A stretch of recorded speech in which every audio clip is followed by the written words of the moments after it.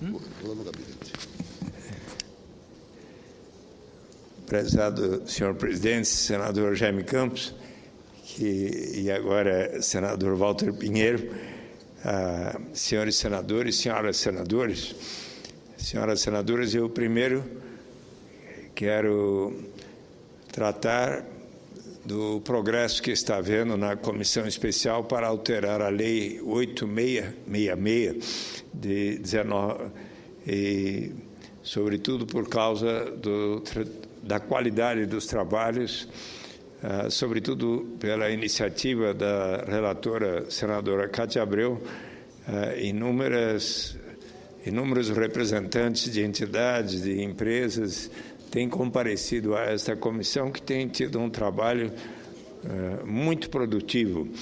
E eu hoje aqui sintetizo o resultado da audiência que essa comissão especial realizou ontem sobre a Lei de Licitações e Contratos, a Lei 8666 de 1993.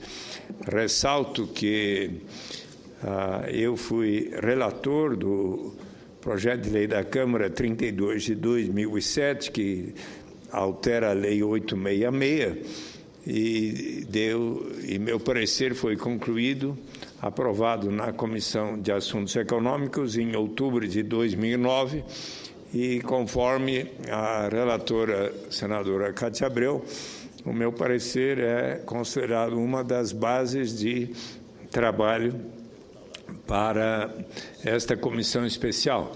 Mas é preciso considerar primeiro que a Lei 8666 de 1993 foi aprovada num tempo em que não havia o avanço tecnológico que hoje permite o pregão eletrônico, o uso formidável da internet. Então é preciso atualizar, e justamente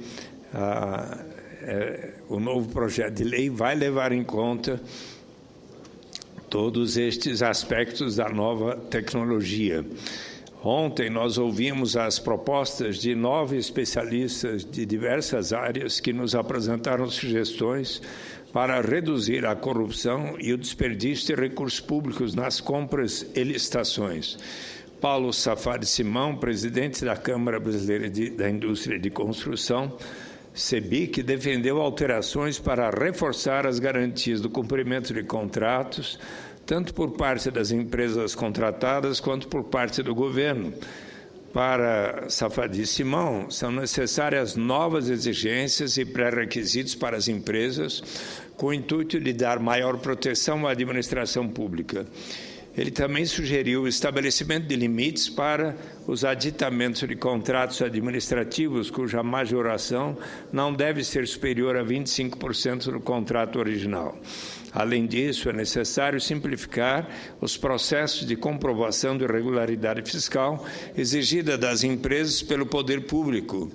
Defendeu ainda a extinção do chamado regime diferenciado de contratações, RDC, nova modalidade de licitação criada em 2011 para facilitar as obras das Olimpíadas de 2016 e da Copa do Mundo de 2014 e ainda das obras do PAC, Programa de Aceleração do Crescimento.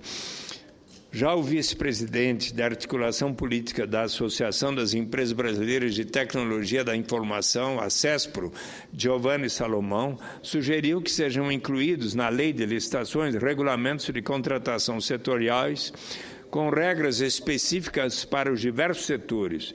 Considera incongruente as mesmas regras serem exigidas, por exemplo, para a licitação de grandes obras arquitetônicas e para a compra de programas de computador por parte de governos. Salomão também sugeriu a criação de mecanismos de arbitragem para a solução de conflitos e disputas de contratos de grande vulto e mais complexos. Ele pediu mudanças de forma a garantir vantagens competitivas para as micro e pequenas empresas nas licitações públicas. Para Franco Oliveira, presidente executivo da Associação Brasileira dos Distribuidores de Produtos Especiais e Excepcionais, a ABRIDMECHA, é necessário que a Lei de Licitações tenha definições mais claras de seus processos e instrumentos. Depois de 20 anos de vigência da lei, disse ele, muitos pontos duvidosos ainda carecem de esclarecimento. O diretor executivo da Associação Brasileira do Atacado Farmacêutico, Abafarma, Jorge Frois Aguilar, sugeriu que a lei passe a exigir a publicação dos editais de licitação ou de contratação pública de maneira mais completa e com prazo mínimo de 20 dias. Atualmente, os editais são publicados com apenas uma semana de antecedência e de maneira resumida. Carlos Roberto Vieira da Silva Filho, diretor executivo da Associação Brasileira de Empresas de Limpeza Pública e Resíduos Especiais, a ABRELP, criticou a lei atual porque, segundo ele, o seu texto dá mais importância para o quesito de menor preço em detrimento dos quesitos de qualidade e de eficiência na prestação de serviços ou execução de obras. A consultoria jurídica da Federação Nacional das Empresas de Serviço e Limpeza Ambiental, FEBRAC, Celito Oliveira Souza, diz que a lei de licitações precisa sim ser atualizada, porém, acrescentou que a mudança mais necessária é na mentalidade das autoridades públicas e dos empresários para que a cultura da propina perca força no país. Para que a cultura da propina perca força no país, atendendo assim o clamor das manifestações do povo brasileiro, dos jovens, sobretudo nas ruas de nossas cidades.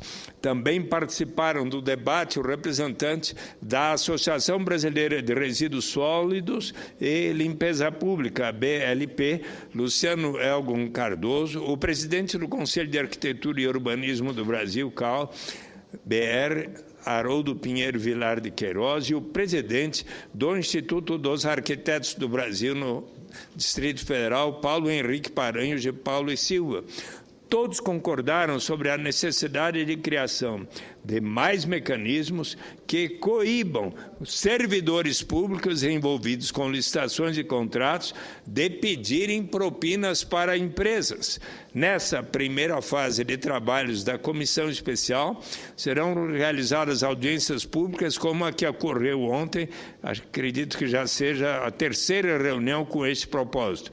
A segunda fase dos trabalhos será destinada a estudar as sugestões e críticas colhidas nas audiências e compará-las com os projetos que tramitam no Congresso sobre o assunto, quando a relatora, a senadora Cátia Abreu, apresentará uma minuta de relatório para ser discutida com os membros da Comissão Especial, que deverá estar aprovado até dia 8 de outubro.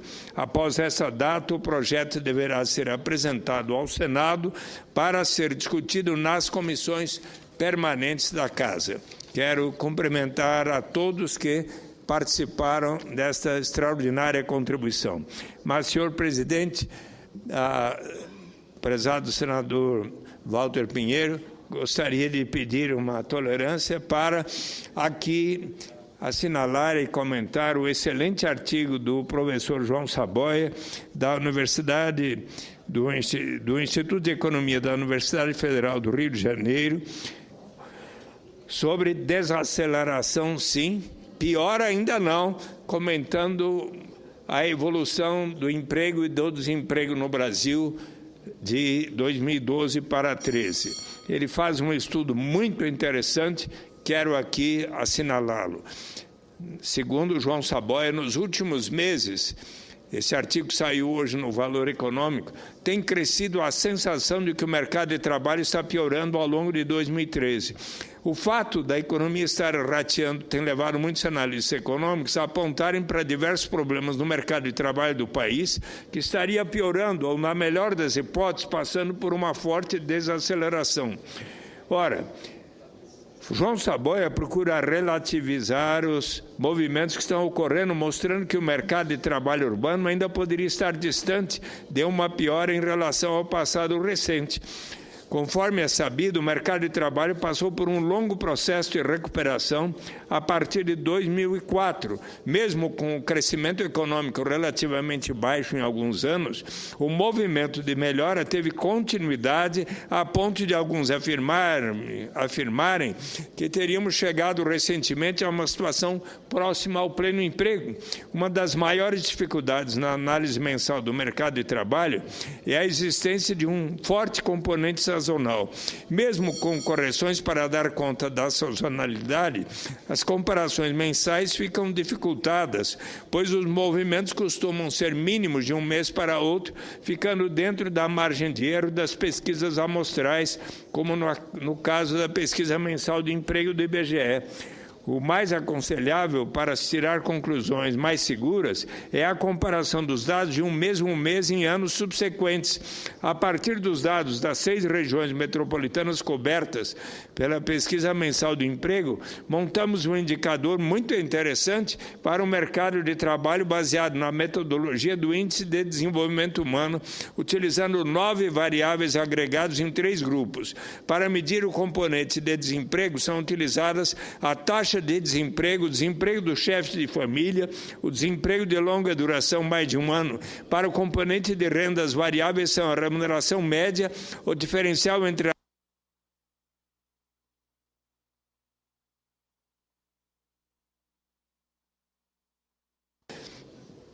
ainda mais porque há poucos oradores presentes aqui, mas eles terão também a devida necessidade. Tá. Para o componente de renda, as variáveis são a remuneração média, o diferencial entre a remuneração dos empregados com e sem carteira e a subremuneração abaixo do salário mínimo. Finalmente, em relação ao componente de inserção no mercado de trabalho, são considerados o percentual de empregados com carteira assinada, o nível de escolaridade dos ocupados, a taxa de subocupação, poucas horas trabalhadas. O indicador síntese varia entre 0 e 1, indicando uma melhor situação quanto maior for o seu valor. O resultado do índice síntese das novas variáveis é muito interessante. Conforme pode ser verificado, ao longo do primeiro semestre de 2013, o indicador continuava acima dos valores encontrados no mesmo semestre do triênio 2010 e 12. É verdade que a melhora entre 2012 e 2013 tem sido bem menor do que nos anos anteriores, mas o indicador manteve-se na primeira metade do ano sistematicamente acima do encontrado no primeiro semestre de 2012, e das 9 variáveis utilizadas houve melhora em 8 quando comparados os dados do primeiro semestre de 2013 com 2012. Tornando-se como referência os valores médios obtidos no primeiro semestre dos 2 anos, podemos destacar os seguintes resultados. O percentual de empregados com carteira assinada passou de 53,5% para 54,4%. O percentual de ocupados com no mínimo segundo grau completo aumentou de 62,1% para 63,6%. A remuneração média subiu de R$ 1.847 para R$ 1.875. É a terceira prorrogação, meu companheiro Suplicy. Para R$ 1.875 de junho de 2013.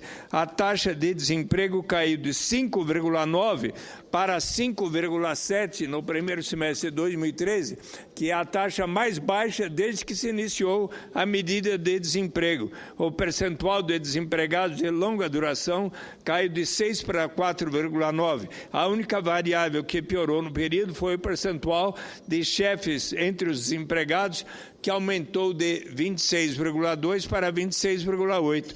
Portanto, conforme se verifica, a tendência nos últimos 3 anos tem sido de aumento do indicador ao longo de cada ano.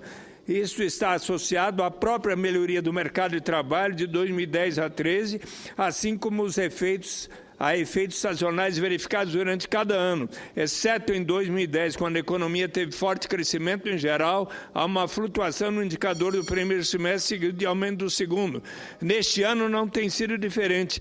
O indicador flutuou no primeiro semestre de forma bastante semelhante ao que se verificou em 2012. A dúvida que fica é em relação ao que ocorrerá ao longo do segundo semestre.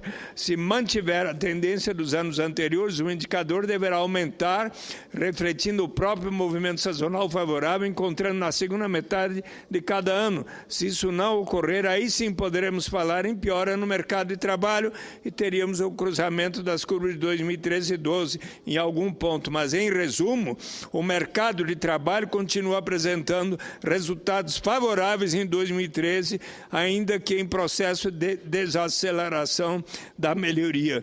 Mas tenho a convicção, senhor presidente, de que a equipe econômica da presidenta Dilma Rousseff, Guido Mantega, Miriam Belchior, o próprio presidente do Banco Central, Tombini, todos estão